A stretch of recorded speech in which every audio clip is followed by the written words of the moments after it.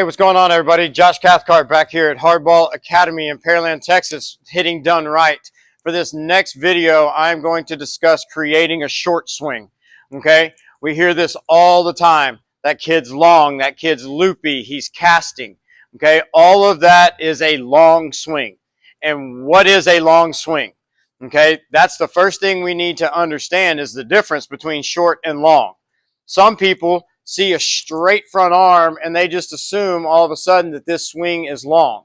Okay, that's not necessarily true all the time.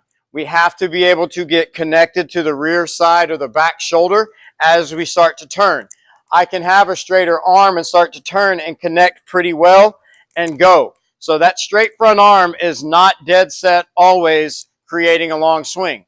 It can happen. We can get back here. But what I like to look for most is this rear arm angle.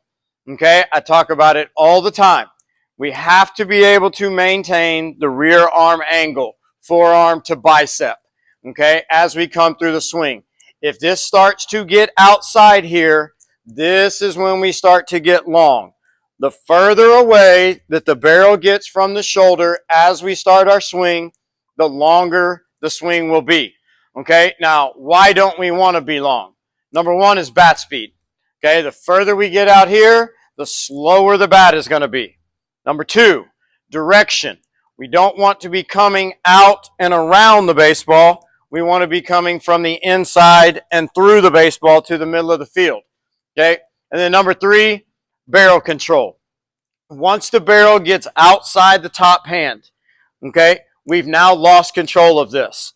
When the barrel is behind the top hand or above the top hand, we have control. Where do I now need and want that barrel to go? I can control it with the proper arm angle and the proper barrel position. So many times, young kids want to get really big on the backside because they're not very strong through their core. So instead of taking the swing and being from the middle and then releasing the barrel, they're trying to get the barrel going with their arms and trying to really drag it through. You hear about drag versus lag. This is all having to do with being short and long in our swing. Okay? The main thing, however, is maintaining the forearm and bicep angle as we get to the backside and then start to release out. If that angle opens up, the swing is going to get long. You can also have kids that really push down hard with that front arm, and that's going to cause some disconnection and cause us to cast as well. Okay? But just because you see a straight front arm doesn't always mean that they're going to be long. Pay close attention to connection at the back. Okay? With the drills today that we're going to do, these are going to be drills that are going to be simple, all ages, okay? And you can do them pretty much anywhere. All right, so with that being said, let's go ahead and hop into the drills. All right, y'all, for this first drill, it's actually going to be a combo. Okay, this is just going to be our bottom hand and top hand isolation. Having players really understand what the front arm is doing and the rear arm is important to being able to shorten this swing up. Okay, again, we don't want to work out away from the body. One of the things that I say all the time is to create a box. Okay, and what I mean by that is right in here, bat, front forearm, front upper arm, and then across the shoulders should look like I have a box. Now, when you start to get kids that are a little stronger and they start to get more stretched out, it's going to straighten out a little bit, but we don't want to be out in here and we don't want to be right up by our face. We want to create a nice box. The idea behind this first drill is just going to be to turn that box. Okay, just turn the box, and then you're going to release with that front arm. What you're going to see is players that want to push out, as they start to turn, they're going to push that bat off of their shoulder, therefore getting disconnected and getting long. All right, on the rear arm, what we want to do is to make sure that we're not coming and opening up that angle like I was talking about. We want to be able to turn, get that knob facing back to the pitcher with our angle intact right here. Instead of this, we want to be able to come down and get here. Talk about showing the bicep. Okay, knob to the pitcher, show the bicep. All right, so with the first one, with the front arm, we're going to set this up, and it's actually going to be on my shoulder. I'm going to go ahead and grab my left arm with my right hand, get into launch, start the hips, and then make that turn to where that knob is facing the ball. We don't want to get turned back here. Now we're going to be cutting it, and we don't want to push off and get outside of it. Okay, so just turn, one, and then on the next one, go ahead and hit it. Okay, keeping the head down, want to work to the inside and through, all right? Once you get to the rear arm, you can have the ball set in the same place. Now we're just going to switch this. I like to put that left hand up on the shoulder so that I have kind of that box feel. And now I just want to turn that box and release out to the middle. Again, I always like one turn. Start the hips. Get here, knob toward the ball, not outside the ball, not past the ball. Okay, turn, knob to the ball, and then through. Okay, head down. I always like to finish palm up with these. Okay, you don't want to see them flip.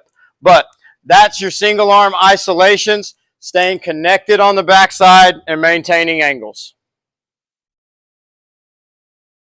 Okay, for this second one, this is a 2T drill. I have a lot of 2Ts. I like kind of the barrier back here, and this is really going to force players to stay to the inside. All right, if you notice, these T's are lined up. This is my focus point. This is going to be the ball I am hitting. All right, when you set this up, I like to put this T up as high as it'll go. Okay, we don't want kids going over the top of it. We want them working inside of it. Okay, when they get into their stance, set the T even with their back foot. Okay, if you set it too far behind them, that's going to get easy. If you set it too much in the middle, it's going to make them really want to suck their hands in. We do not want to feel like as we turn that we have to pull our hands in and lose all of our space. We want to be able to keep that spacing and just keep the barrel inside into our swing. Okay, I use this all the time. It's one of my favorites. It's one of the quickest drills to fix kids that cast. You may not want to use a good tee on the back if you've got an old tee or if you've got an old bat. Don't know that you want to be swinging a $400 bat into a metal tee.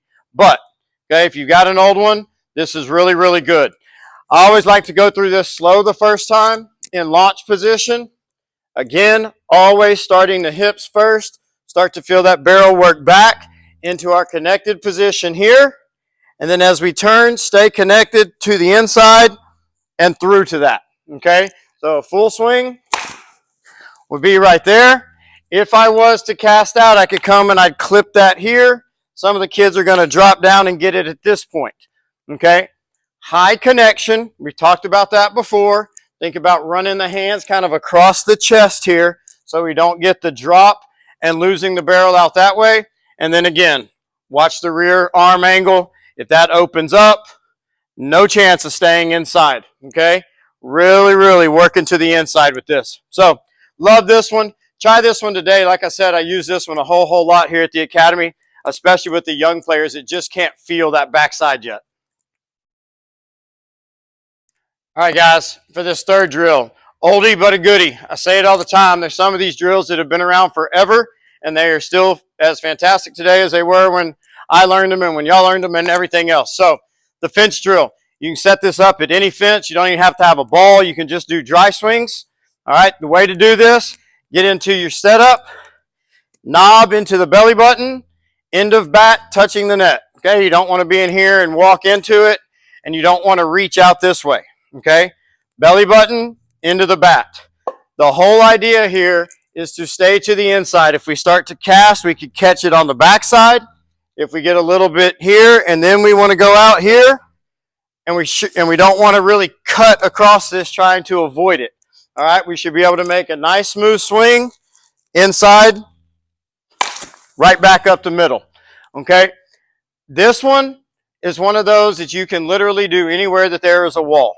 Okay, like I said, you could do dry swings, and you can really start to test how close can I get without hitting that net. Okay, now again, you don't want the players to feel like they're sucking their hands in, but you can be a whole lot tighter than what you think you can. I'm almost standing on the plate at this point, and I'm still able to do this. Okay, so creating that short path through the ball Extremely important, easy setup, can do anywhere. So that's going to conclude this video on creating a short swing, okay? The anti-cast. Extremely important. Remember, we talk about it for barrel control, bat speed, all of those good things that we want in our swing. Common problem, it can come and go. This is one of those elements of your swing you should always be aware of and working on. One day it may be really good. The next day it may get a little loose. It's the life of a hitter. Okay, so if you feel yourself, if you feel slow, if you feel like you don't have the same bat control, whatever it may be, coaches, if it looks like kids are slowing down, get it on video and check and see. Are we getting away from our body early? Are we able to stay nice and tight? All right, want to give a big shout out on this one to Archer Bat Company here out of Houston, and also to the guys over at Camwood. Sent me a full set of trainers. They're freaking awesome. If you haven't tried those out, get your hands on those. Y'all, if y'all have any questions, please feel free to reach out to me or the Academy. As always, we appreciate it. Y'all be good.